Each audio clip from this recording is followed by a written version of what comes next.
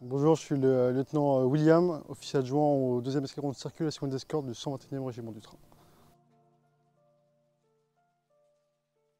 J'ai intégré l'école spéciale militaire de Saint-Cyr en 2017. À l'issue de ma formation, j'ai choisi de servir dans l'arme du train et j'ai intégré le 121e régiment du train en 2021. Actuellement officier adjoint du 2e escadron de circulation et d'escorte. Auparavant, j'ai fait 2 ans de chef de peloton de circulation et d'escorte pendant mes 2 premières années au régiment. Et en parallèle de ça, j'occupe aussi la fonction de président des lieutenants. La fonction de président des lieutenants, il s'agit de créer l'esprit d'unité entre les lieutenants, donc organiser l'ensemble des activités de cohésion. Je travaille aussi en lien avec le bureau opération instruction, avec la cellule instruction du régiment, pour accueillir l'ensemble des stagiaires officiers au régiment et préparer leur venue pour les futurs lieutenants affectés au régiment. Alors, je dirais que c'est une vocation qui est arrivée assez tôt, alors même que j'étais encore à l'école spéciale militaire de Saint-Cyr. Et 3 choses m'ont rapidement attiré vers cette spécialité qu'est l'appui au mouvement. Premièrement, je dirais que c'est l'autonomie qui est offerte à un chef de peloton. En effet, vous avez énormément d'autonomie. C'est-à-dire que sur mes 2 années de chef de peloton de circulation d'escorte, je ne suis jamais parti avec mon commandant d'unité en mission et toujours en peloton isolé. Deuxième raison, ça va être la satisfaction de voir l'utilité d'une unité d'appui au mouvement, c'est-à-dire que vous êtes directement intégré au combat interarmes et donc aux côtés du chef interarmes pour appuyer ces mouvements. On se rend compte vraiment de l'utilité d'un peloton de circulation et d'escorte et que c'est un outil redoutable dans les mains d'un chef interarmes qui sait s'en servir. Et troisièmement, je dirais que c'est le goût de l'aventure, c'est-à-dire que c'est une spécialité, l'appui au mouvement, qui est beaucoup employée.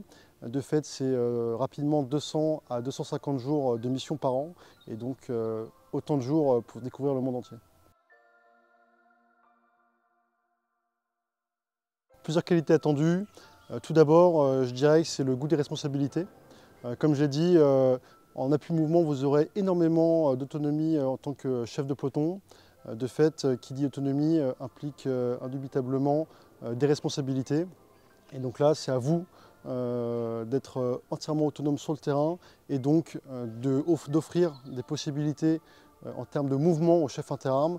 De fait, vous êtes souvent seul et vous allez travailler à un niveau supérieur en étant directement en liaison avec des commandants d'unité, capitaines, voire des colonels chefs d'opération. Ensuite, ce qui est important, c'est la capacité d'innovation pour le chef de peloton de circulation et d'escorte.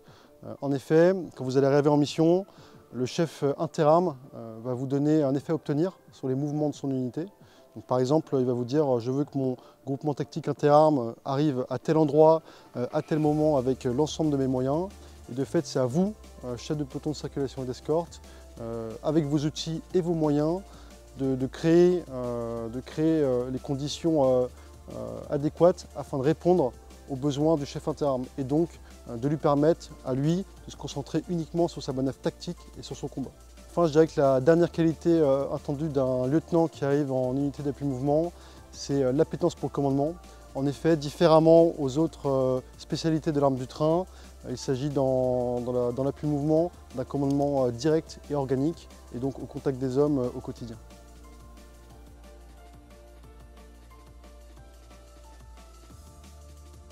Alors, comme je l'ai dit, c'est le goût de l'aventure qui m'a aussi attiré vers l'appui au mouvement et je n'ai pas été déçu sur mes 3 ans au régiment.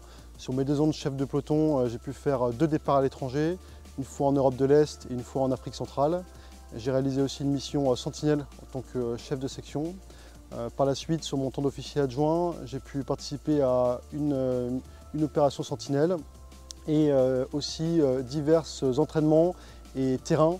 Je pense notamment au centre d'entraînement au tir interarmes à Canjoers.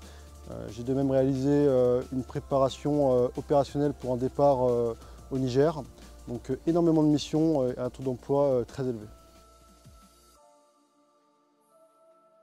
Toutes les missions que j'ai réalisées, je dirais que ça va être finalement un entraînement. Ça aurait été le centre d'entraînement au tir interarmes à Canjoers. Pourquoi? Parce que j'ai été directement impliqué dans la manœuvre tactique du sous-groupement tactique interarmes. C'est-à-dire que Son chef ne connaissait pas l'appui au mouvement, donc il m'a fait entière confiance, j'ai gagné sa confiance et toutes les propositions que je lui ai faites sur le mouvement de son unité finalement ont été payantes et lui ont permis à lui de se concentrer uniquement sur sa manœuvre tactique et sur son combat. Donc à toutes ceux et celles qui se sont engagés, franchissez le pas.